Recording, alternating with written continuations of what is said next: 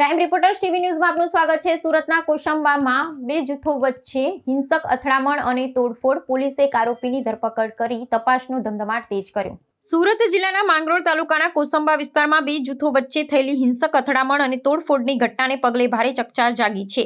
આ હિંસક બનાવમાં બંને પક્ષો દ્વારા સામસામે પ્રહારો કરવામાં આવતા અને મિલકતોને નુકસાન પહોંચાડવામાં આવતા સમગ્ર પંથકમાં ભય અને ઉત્તેજનાનો માહોલ સર્જાયો હતો। આ ઘટનાની જાણ થતાં જ સ્થાનિક પોલીસ તંત્ર દ્વારા સ્થિતિ પર કાબુ મેળવવા માટે તાત્કાલિક કાર્યવાહી હાથ ધરવામાં આવી હતી।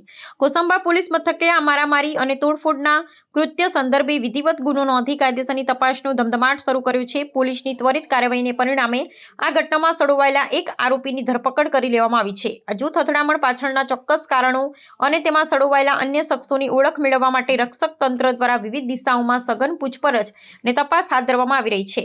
હાલમાં વિસ્તારમાં પ્રવર્તી રહેલા તણાવને ધ્યાનમાં રાખી પોલીસ દ્વારા સતત ગસ્ત અને નિરીક્ષણ વધારી દેવામાં આવ્યું છે। શાંતિ અને કાયદો વ્યવસ્થા જાળવવા માટે તંત્ર દ્વારા અસામાજિક તત્વો સામે લાલાંક કરવામાં આવી છે અને આ મામલે ફરાર અન્ય આરોપીઓને ઝડપી પાડવા માટે ચક્રો ગતિમાન કરવામાં આવ્યા છે। વહીવટી તંત્ર દ્વારા સ્થાનિક નાગરિકોને શાંતિ જાળવવા માટે અને કોઈપણ પ્રકારની અફવાઓ પર ધ્યાન ન આપવા અનુરોધ કરવામાં આવ્યો છે। કોસંબા પોલીસ સ્ટેશન ગુના રજિસ્ટર નંબર 239/2026 BNS કલમ 189(2), 191(2), 191 મુજબનો જે ગુનો દાખલ થયેલો હતો ગઈ તારીખ 19/2/2026ના રોજ, જેમાં જે ફરિયાદી હતા વેલાભાઈ જીવણભાઈ ભરવાડ, જેઓ પોતાની ક્રેટા ગાડી GJ19 BR 1616 નંબરની લઈને જતા હતા।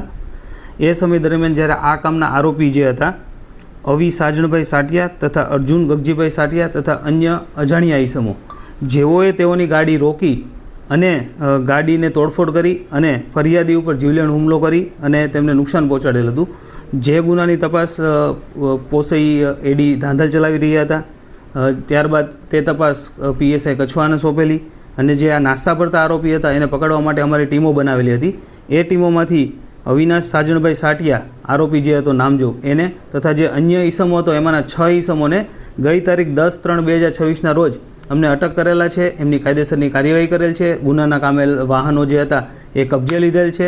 તેમજ જે અન્ય સહ આરોપી જે હતો અર્જુન ગગજીભાઈ સાટિયા એને પકડવાની તજવીજ શરૂ કરી છે। તેમજ જે અન્ય તપાસમાં અન્ય સહ આરોપી છે કે કેમ, અન્ય કોઈ આરોપીની સંડોવણી છે કે કેમ, અથવા તો કેવા કારણોસર આ ગુનો બનવા પામેલ છે તે દિશામાં ઊંડાણપૂર્વક તપાસ કરવા સારું હાલ રિમાન્ડ લેવાની તજવીજ શરૂ છે અને વધુ તપાસની કાર્યવાહી શરૂ છે। સાહેબ, કયા કારણસર આ ઝઘડો થયો હતો? આ જે ફરિયાદીના આરોપી છે એમની જૂની અદાવત ચાલી આવે છે જે સુરત સિટીમાં, ત્યાં સુરત સિટીમાં વેસુ પોલીસ સ્ટેશનમાં પણ આ બાબતનો ગુનો દાખલ થયેલ છે, જેની અદાવત રાખીને અત્રેના વિસ્તારમાં બનાવ બનવા પામેલ હતો।